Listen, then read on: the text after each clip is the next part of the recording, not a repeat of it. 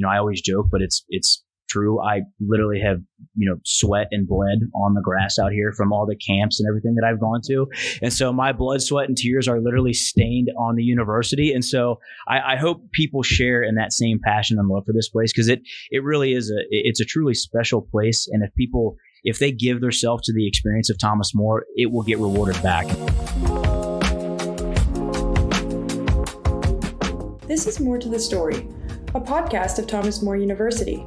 We highlight the people of Thomas More, their experiences, aspirations, and how passion meets purpose and drives possibility forward. Join us as we foster conversation and connection, because we know there's always more to the story. Welcome to More to the Story. I'm your host, Michael Weller. We're back with another episode where we're focusing on the people creating momentum and moving our Thomas More University community forward. We're introducing you to the voices across campus who are inspiring action and who we think you should get to know, because they're a driving force on campus. Our guest today is Jeramie Connor. Jeramie Connor currently serves as Thomas More's Dean of Students and is an advocate, resource, and leader for student success and overall experience on campus. He also teaches organizational leadership, drawing from his experience as a U.S. Marine Corps officer and special agent with the Federal Bureau of Investigation. A proud alumnus of Thomas More, Connor has deep roots in the community and holds both bachelor's and master's degrees from Thomas More. Welcome, Jeramie. Michael, appreciate it. Thanks for having me. Yeah, absolutely. We're super excited. Obviously, this is your first year as the Dean of Students. Yeah. Just tell me how's it going? It's good. It's been a kind of a crazy transition. I've obviously with my careers that I've had, in the Marine Corps and then FBI, I've never had one in education and didn't really know what to expect. So it's been a roller coaster in the beginning, but it's been really good because I've had a lot of really good people to lean on, a lot of folks that I've built relationships with over my time at Thomas More. And so I've been able to lean very heavily on them. And it's been a really good start to, I guess, my first 6 months in the seat. So, well, that's awesome. It's very good. Me personally as a student, I'm a junior here. Yeah. So we've kind of been in a transitional state the whole time I've been here with the Dean of Students, but you've been very active. So I just want to say thank you first and foremost. Absolutely. Your face is definitely known on campus. Well, good. I'm good to hear. And that was one thing that I kind of set out to do. And one thing that Kim Haverkoss told me in the beginning was, you got to be out, you got to be seen, and the students need to know who you are. So I'm glad to know that, my face is recognizable. That makes me happy. So appreciate it. Well, let's get right into it. So tell me about some of the goals you have for the role and, how that will affect students. Honestly, it's kind of hard to say in the beginning, right? Because there's such a steep learning curve. And one thing that I learned kind of early on in my Marine Corps career was kind of staying true to myself and learning my position first. And so before I wanted to take on like any larger goals of the university, I kind of wanted to really understand Thomas More, but really the Dean of Students role and everything that encompasses that. Like I said, I don't have a background in higher education, so I really don't have a lot to lean on.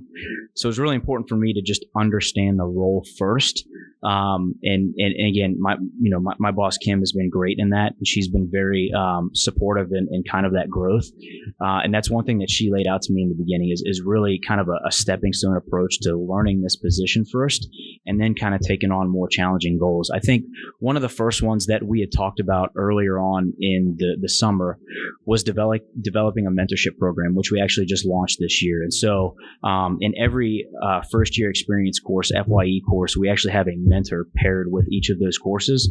And it's something that we've piloted that we've never done before.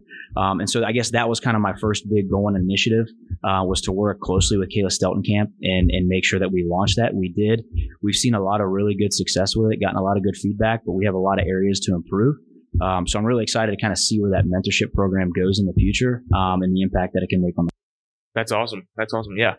So tell me a little bit more about that mentorship program. What are the ins and the outs of it? Obviously, FYE is something that all students have to take, but correct. Just tell me about that. So there's ample data out there about mentorship and how impactful it is for really anybody, not just young kids, but, I have two of them myself. I have one educationally that I lean on, and then one professionally that I lean on for the Marine Corps. And I try to talk to them weekly. They're all a few years older than me. They have some life experience that I don't have. And I found great value in that. And so we knew by doing that at Thomas More that we would be helping these young students grow, not just personally, but professionally, in their academic and personal careers. And so, from the actual mentorship perspective, one thing that we wanted to do was to make Thomas More a closer community. A lot of kids that come in as freshmen, and a lot of it has to do with obviously COVID. They spend a lot of time at home and not out and about. And so we want them to grow closer as a community, and who better to do that than the students that are already at Thomas More. And so, we've asked those students that are mentors to, while they are mentors in the classroom, that they should be doing stuff outside. If they're going to a game or they're going to be at lunch and they're going to be sitting there for, an hour or so, inviting those students in, because as a freshman, it's a scary experience, right? It's the first time really that they're experiencing life. And so we want to make sure that there's folks outside of the faculty members and the staff members and their parents that they can lean on. And oftentimes peers are the best ones that you can go to, right? It just by nature of us being adults, kids are not going to want to talk to us about certain problems. And I think having a good peer and a mentor that you can go to is critical for that.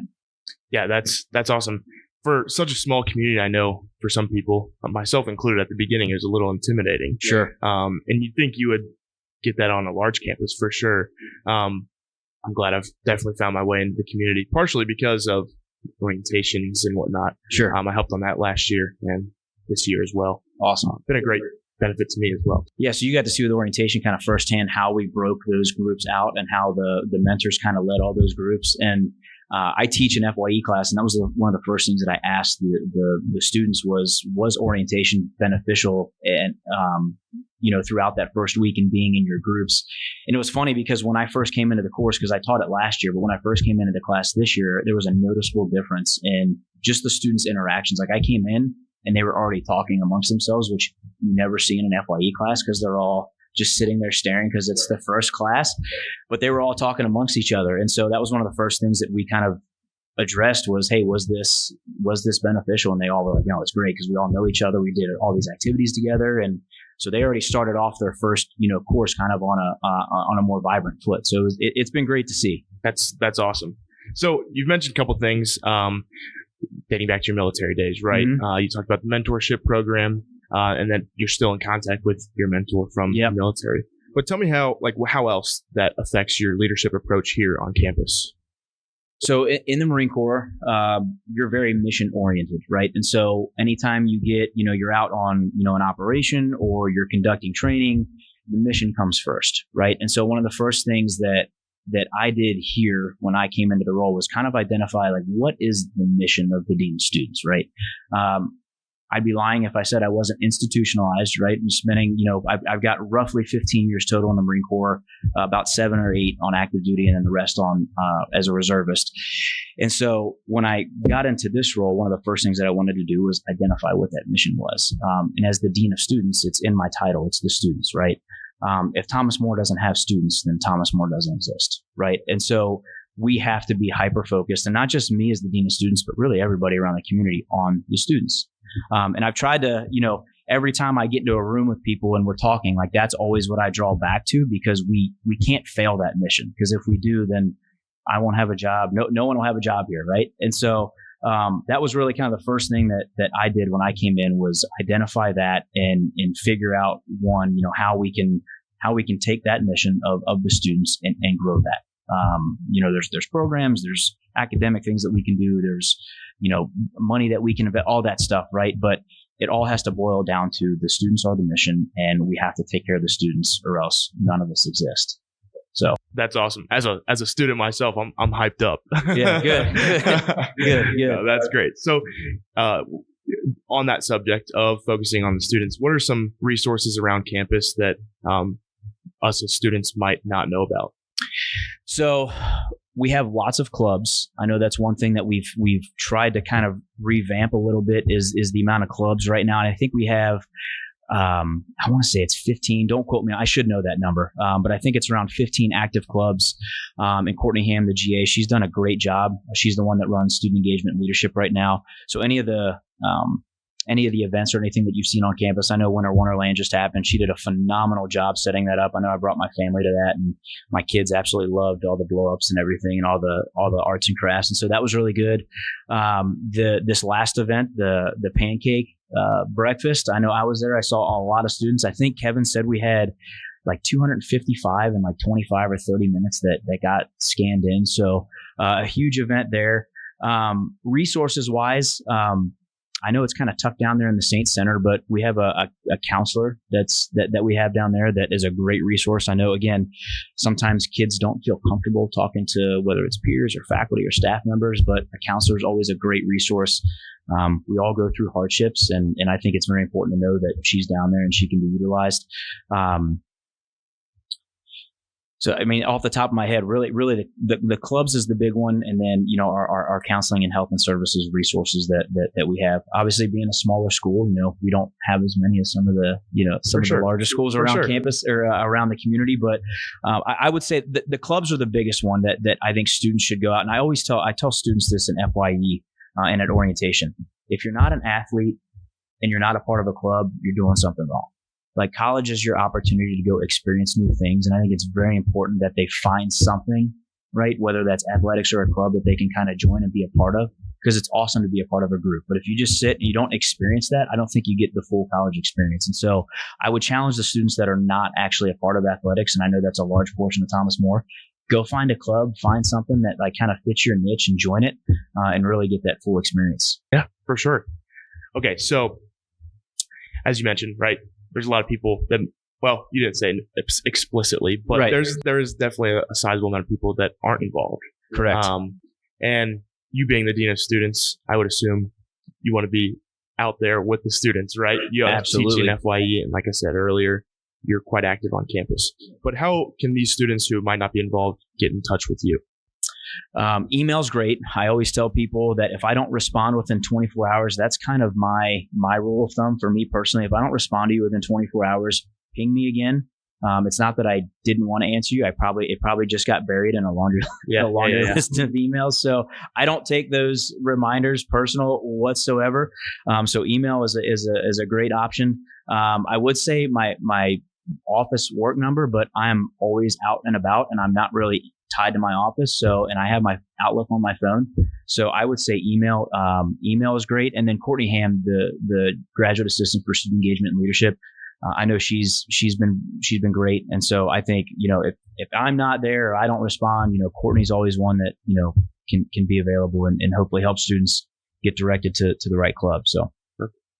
Was there anything else that we might have missed that you want to add? No, I'm really excited and happy that you guys brought me on. I'm really excited to kind of see where Thomas More is going to go. I know that there's a lot of excitement in the air, just around campus. And so hopefully, if there's one thing that I can leave students and everybody with is I hope that my love for Thomas More and the passion that I have growing up in this area, getting my bachelor's, master's, I always joke, but it's true. I literally have, sweat and bled on the grass out here from all the camps and everything that I've gone to. And so my blood, sweat, and tears are literally stained on the university. And so I hope people share in that same passion and love for this place, because it really is it's a truly special place. And if they give themselves to the experience of Thomas More, it will get rewarded back. And so, if you see me out and about, students, please stop, say hi, shake my hand. I'm always, interested in what everybody's doing around campus. And so just really excited to be here and be a part of Thomas More again. For sure. Well, thanks again for coming on the episode. It's been a great time talking to you. I appreciate it. Thank you for having me. That's it for today's episode. Please follow along as we look for what's more to the story. You can find us on Spotify and on YouTube. This episode was produced by Kendra Yurt, Kristen Gallagher, and the marketing and communications team at Thomas More University. Artwork and editing by Kendra Yurt.